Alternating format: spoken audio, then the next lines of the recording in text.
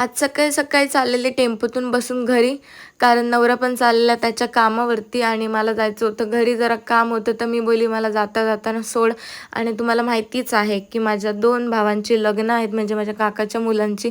तर त्यांचे पापड होते, त्याच्यासाठी मी आलेली पापड करायला. मागे त्या दिवशी मी आली नव्हती, तर आज सकाळी आली आणि सकाळी सकाळीच आज घेतलेले पापड. आणि आमच्याकडे असं काय असलं ना की सगळ्या बायका एकत्र जमतात आणि सगळ्यांच्या कार्यात सहभागी होतात, तर ते एक चांगलं आहे. सगळी फॅमिली एकत्र भेटते, जेवण वगैरे पण होतं आणि त्यांना नाश्ता वगैरे द्यायचाच असतो. चाय काय चिवडा वगैरे काय असेल ते देतातच.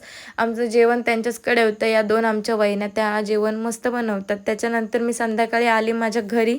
माझं काम वगैरे सगळं आवरलं आणि शाळेला ना इकडे मी मॅगी बनवलेली, तर तिला घेऊन गेलेली मॅगी आणि त्याचं काहीतरी भलतंच चाललेलं. मस्तपैकी वहिनीने खायला बनवलेलं, पण त्याची सगळ्याची या पोरांनी दोघांनी वाट लावून ठेवलेली आणि मी पण त्याच्यात थोडीशी सहभागी झाले.